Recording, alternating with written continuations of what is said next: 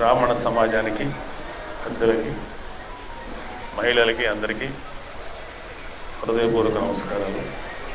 మనం ఒక విషయాన్ని మనం ఖచ్చితంగా మొహమాటం లేకుండా మాట్లాడుకుందాం.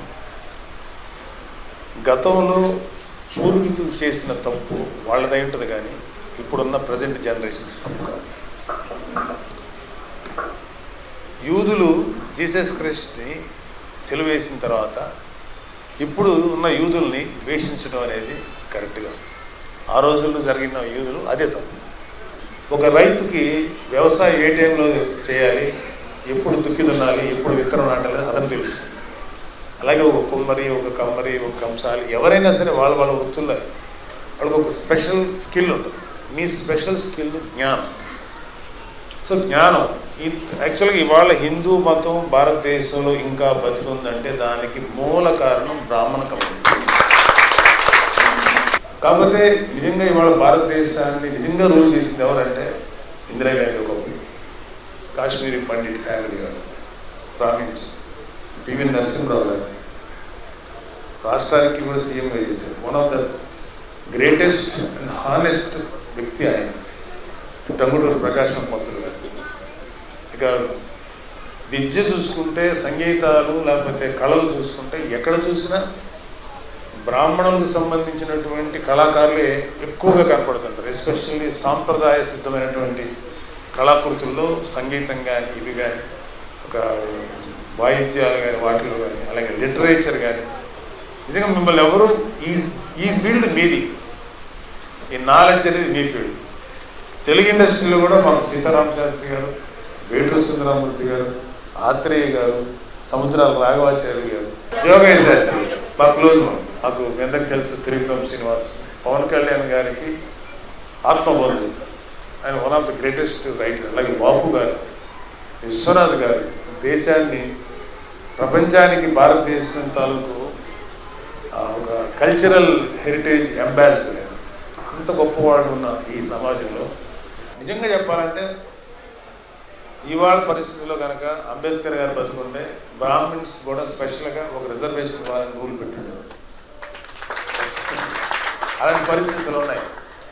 ఒకటి గుర్తుపెట్టుకోవాల్సిందంటే పవన్ కళ్యాణ్ గారు బ్రాహ్మణ్ కమ్యూనిటీకి ఏం చేస్తారని కాదు, అసలు మన కల్చర్కి ఏం చేస్తారు. మన హిందూ ధర్మాన్ని రక్షించుకోగలిగితే ప్రాపర్గా ఫస్ట్ అడ్వాంటేజ్ పొందేది బ్రాహ్మణ్ కమ్యూనిటీ. ఎందుకంటే ఆ హిందూ ధర్మాన్ని రక్షించేటువంటి వ్యక్తులే దీనస్థితిలో ఉంటే వాళ్ళు ఎంతో కొంత రక్షిస్తున్నారు. కానీ వాళ్ళకి రక్షణ కలిగే విధంగా, వాళ్ళకి మంచి కలిగే విధంగా కళ్యాణ్ బాబు గారు లాంటి వ్యక్తి నిర్ణయం తీసుకుంటే ఇంకా దానికి తిరుగులేని విధంగా ఉంటుంది. ఒక నిజం చెప్పుకోవాలి, ఇవాళ ఏ వైసీపీ ప్రభుత్వం హిందూ వ్యతిరేక విధానాలను అవలంబిస్తుంది. ఇది ఎట్టి పరిస్థితుల్లోనూ అతను ఇతర మతాలని సమర్థించడం మాకేం అబ్జెక్షన్ లేదు, కానీ హిందూ మత ధర్మాన్ని మాత్రం అవమానించడం మాత్రం మాకు చాలా అబ్జెక్షన్. దురదృష్టం ఏంటంటే బ్రాహ్మణ సమాజంలో సగం మంది పైగా వైసీపీ వైపు ఉన్నారు. You have to notice that point. ఎవడైతే హిందూ మతాన్ని అవమానిస్తున్నారో సగం పైగా ఓటర్స్ అటువైపు, అంటే సమాజం. అది వేరే వేరే కారణాలు ఉన్నాయి. దయచేసి హిందూ మతాన్ని అవమానించే వ్యక్తుల దగ్గరికి మాత్రం ఎట్టి పరిస్థితులు వెళ్ళకండి. అది మనకు మంచిది కాదు, మంచిది కాదు.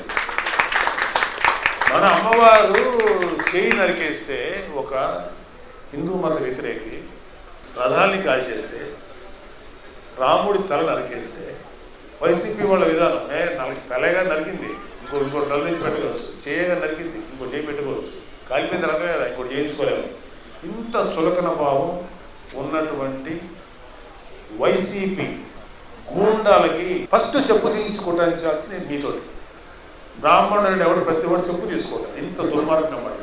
అమ్మవారి చెయ్యి అంటే ఒక వస్తువు కాదు, అది ఎమోషన్. రాముడు అంటే ఒక ఎమోషన్, లేకపోతే ఒక రథం తాలూకు విలువ అంటే ఒక ఎమోషన్. జగన్నాథ రథ చక్రాలు అంటారు, అది ఒక ఎమోషన్.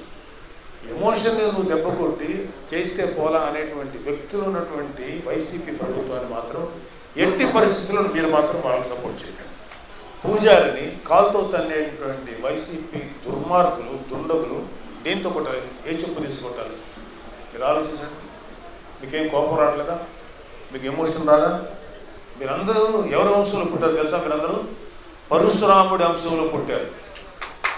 21 సార్లు 24 సార్లు భూమండలం అంతా తిరిగి కనపడిన క్షత్రియుడి తల నరికేసినటువంటి పరశురాముడి కులంలో పుట్టారు.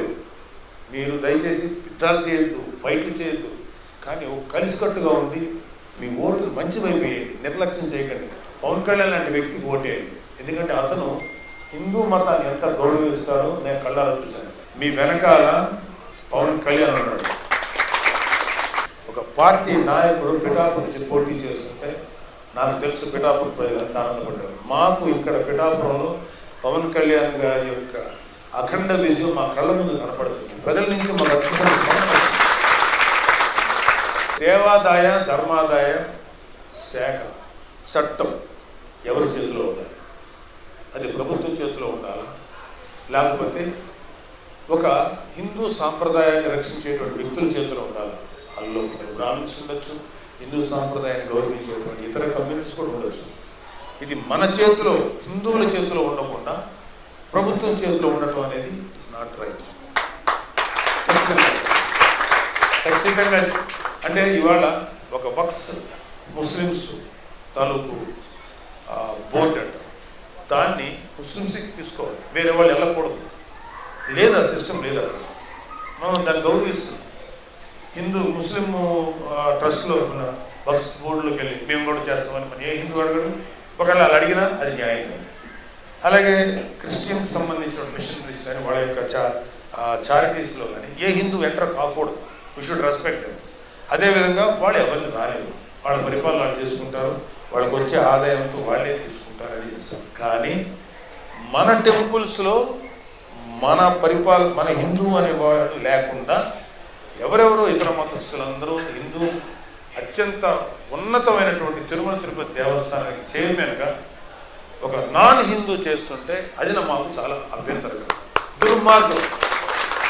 దేవాదాయ ధర్మాదాయ చట్టాన్ని మార్చి మ్యాక్సిమం 70 to 80% అది హిందువుల చేతిలోనే ఉండాలి.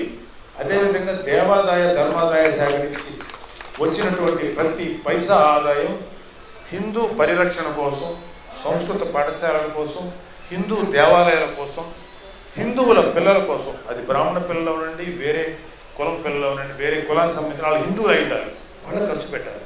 అది న్యాయం కదా. వెల్లంపల్లి శ్రీను అనేటువంటి ఒక వెధవ దేవాదాయ ధర్మాదాయ శాఖకి ఉన్నాడు. వాడికి గౌరవం లేదు, హిందూ మతం మీద గౌరవం లేదు. వైసీపీలో ఉన్న ప్రతి హిందూకి హిందూ మతం పట్ల చిన్న చూపు. మీరు ఎందుకు వాళ్ళని యాక్సెప్ట్ చేస్తారు? ఎందుకు భయపడకండి. ఈ వాలంటీర్లు వచ్చి మనం బెదిరిస్తారని కూడా ఒప్పుకోకండి. సో దేవాదాయ ధర్మాదాయ శాఖకి ఎవరో ఒకరు ఉండకూడదు. నా ఊరికే నాకు వైల్డ్ ఎగ్జాంపుల్ చెప్తాను. కానీ తిరుమల తిరుపతి దేవస్థానానికి ఎలాంటి వ్యక్తి చైర్మన్గా ఉండాలి? నాగబాబు అనేవాడు నేను, లేకపోతే ఇంకొకడు కాదు, ఒక చాగంటి కోటేశ్వరరావు గారు లాంటి ఉత్తమమైన పండితులు ఉండాలి అక్కడ.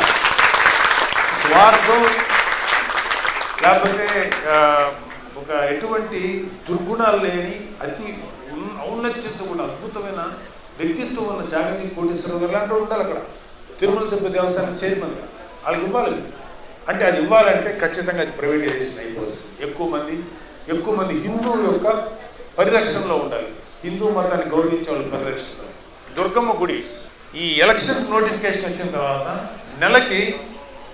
రోజుకి 14 లక్షల ఆదాయం పెరిగింది. ఆదాయం 14 లక్షలు పెరిగింది. అంటే దుర్గా గుడి తాలూకు పాలనా నిర్వాహక మండల వాళ్ళు రోజుకి అవలేలుగా 14 లక్షల రూపాయలు తినేసారు. నెలకి ఎంతో చూడండి, సంవత్సరానికి ఎంతో చూడండి. జనసేనకి అండగా నిలబడండి, కోవిడ్కి అండగా నిలబడండి. వచ్చేది మాత్రం జనసేన ప్రభుత్వమే. జై జనసేన, జై